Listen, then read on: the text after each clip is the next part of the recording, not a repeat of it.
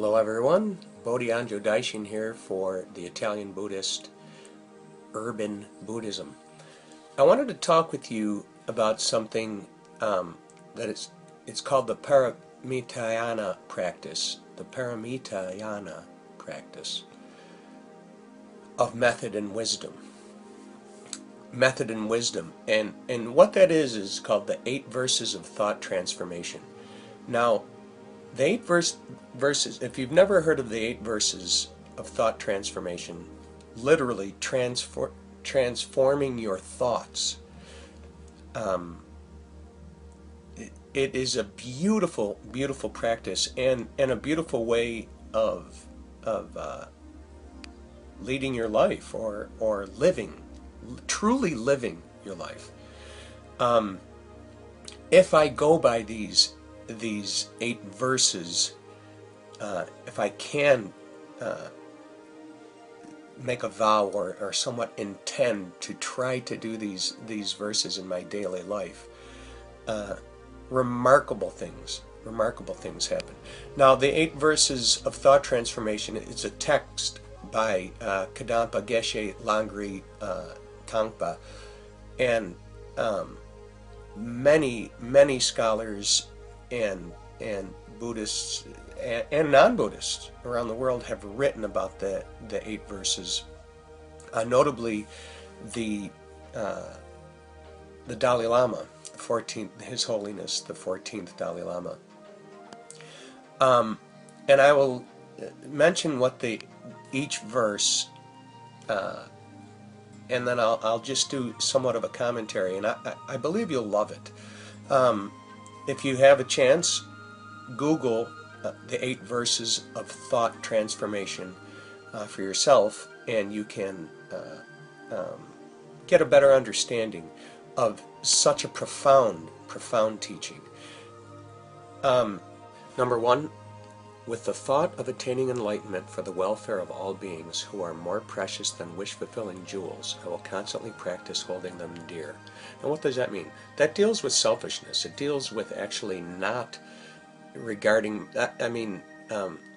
we should view ourselves as precious, but what if we viewed all living things as precious, as a wish-fulfilling jewel? Do you know what a wish-fulfilling jewel is? A wish-fulfilling jewel, it would be something that you would find, magical, that grants your wishes.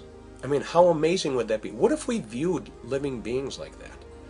If I can attempt to do that, if I can try to not be selfish and kind of make a personal vow to try to practice to hold them dear in all instances, I will be a better person. Not only will I be a better person, but people will see that. People just gravitate to that. I'm holding them dear, and I'm treating them as a wish-fulfilling jewel. Number 2, whenever I am with others, I will practice seeing myself as the lowest of all, and from the very depths of my heart, I will respectfully hold others as supreme. The second talks about the importance of humility in our lives. It's not so much treating myself like garbage and that, oh my God, I'm unbelievably low and I'm not worthy. No, that's not it at all. It's just letting go of pride. It's letting go of ego. It's letting go, again, and this practice deals a lot with humility and pride and ego, because that's what's in the forefront of so much of my mind, of our minds. And if we want to get past this and be compassionate and loving towards all, then we're going to have to get past this. And if I view myself as the lowest of all, and from the depths of my heart respectfully hold others as supreme, that doesn't mean, again, that I'm treating myself like dirt. It means that I am consciously making an effort to lift people up and not be so concerned with, or be so attached with, how important my happiness is, because generally that means that I really want my happiness to be more than other people. So we're trying to get past selfishness here, and by holding them in my mind higher than myself, that helps me to do that, and it helps me curb my pride. Number 3, In all actions, I will examine my mind, and at the moment a disturbing attitude arises, endangering myself and others, I will firmly control and avert it. What does that mean? I will firmly control and avert it. How do we do that? It talks about this in the Noble Eightfold Path in Buddhism. Frankly, what it means is when something arises that is painful, angry, resentful, negative, that makes me suffer, I will avert it. I will address it right then and there. How do we address it right then and there? With meditation. In two ways in meditation. What does that mean? Pema Chodron says to separate ourselves from that pain, or what she calls shenpa. How do we do that? Initially, pause, breathe, concentrate on the breath, get stillness, stop, like Thupten, or rather what Thich Nhat Hanh says, stop, calm, rest. When I can do that, even for a few minutes, as soon as something happens, step back. You know where they say count to 10? Yeah, step back, breathe, meditate. You'll get clarity and stillness. Once I get that stillness, I'm bringing myself away. I'm not running away from it, because our natural reaction when pain comes is to run, is to get that pain out. And how do we do that? Sex, drugs, booze, or staying in bed all day, whatever the situation. Run from the pain. No, address it. How do we do that? Get stillness by meditating. And then, when it's a specific thing like anger or resentment, take that to the mats. That's what I call it. Meditate on that. Once I've got a little stillness and stopped that roulette wheel, I can then meditate on get to the root of it. Why am I angry? What about this angers me so much? What is my part in this? Is it something that I'm not getting?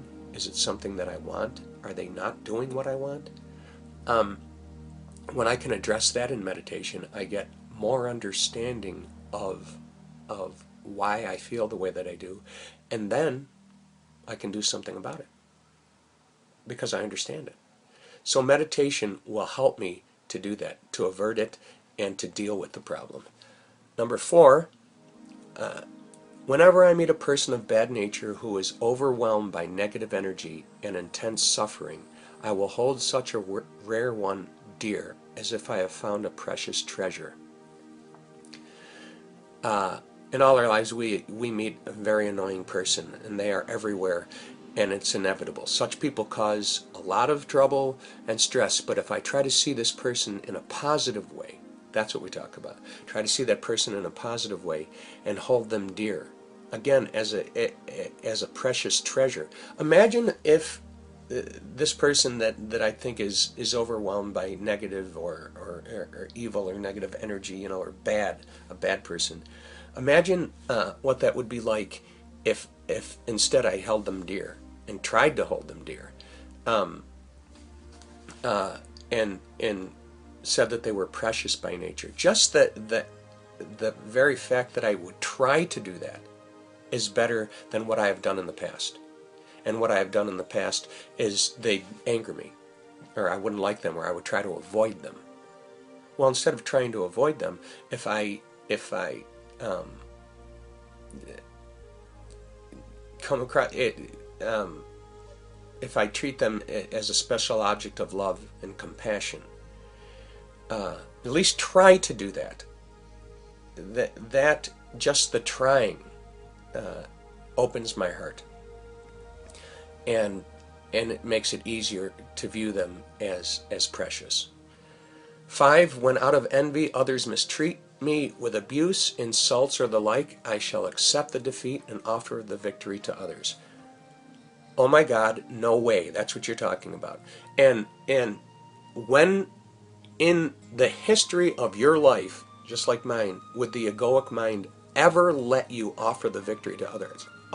Our natural reaction, without a doubt, is to stomp in defeat. Oh my God, you are so wrong, and I'm going to show you how. And then it becomes not just confrontation, but it becomes wanting to hurt them because they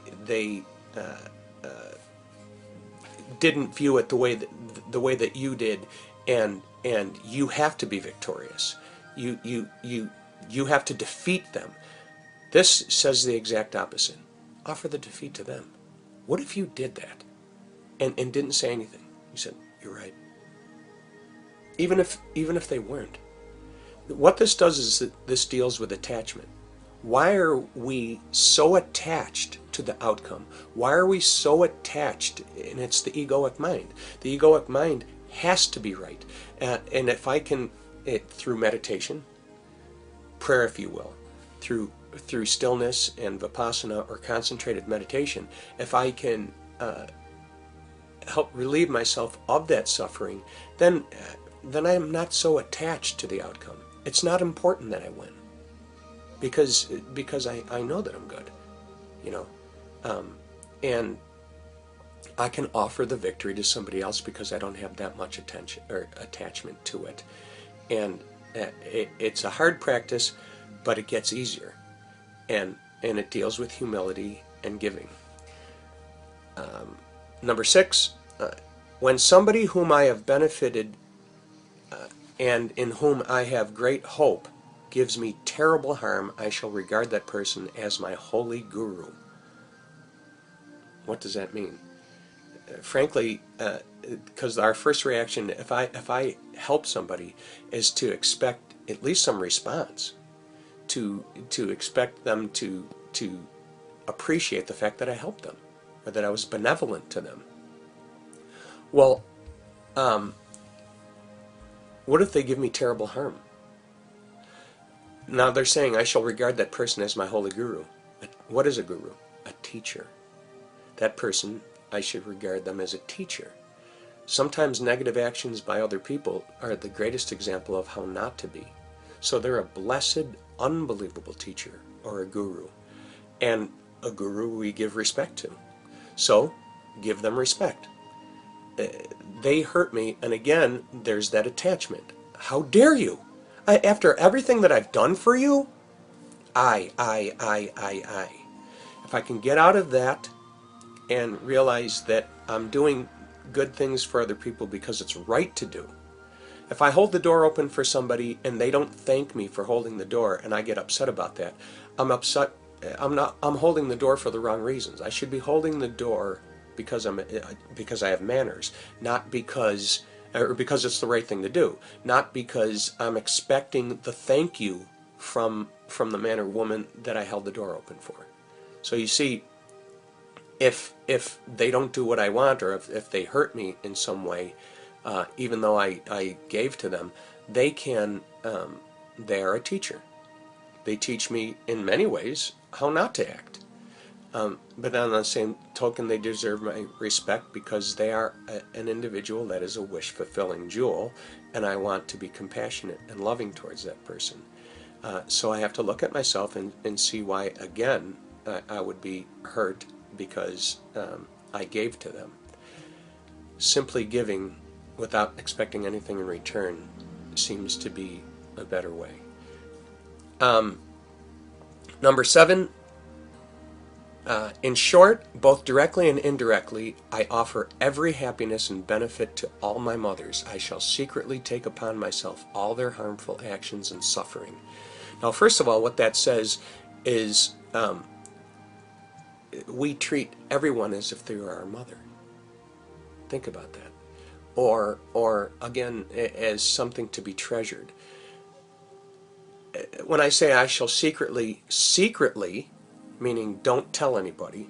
It's like doing something nice for someone but not saying, oh yeah, I was the one that did it. No, secretly, do something, take upon their pain. Why would I take upon their pain?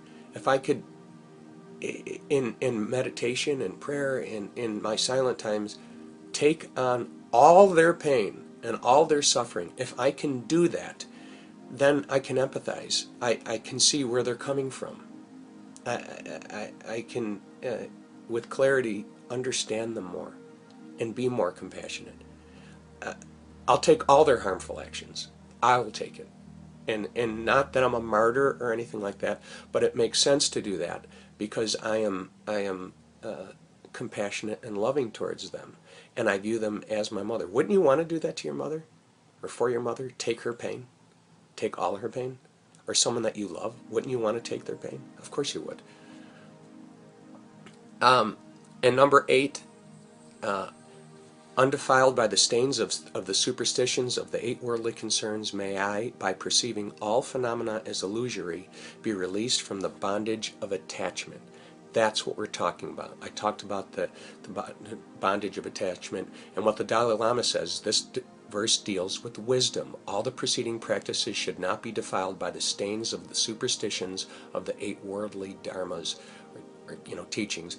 These 8 can be referred to as white, black, or mixed. I think it should be all right. I think it should be all right if I explain to you what he's talking about in released from the bondage of attachment. You have the wisdom now, by practicing the previous 7, to understand how pride and ego come into the way, and selfishness and things, and create attachment to everything, attachment to things that are painful that we don't want to let go of, or attachment to things that are happy that we want to continue to get. We're attached to so much, and it causes so much suffering. And by practicing these 8 verses, I can lessen the attachment and be more compassionate and loving.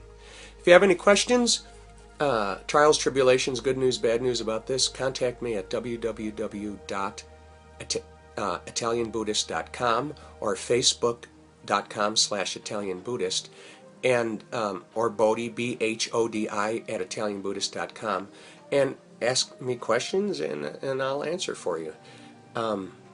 Try it out, look it up, think about it, and I think you'll find you love it just as much as I do.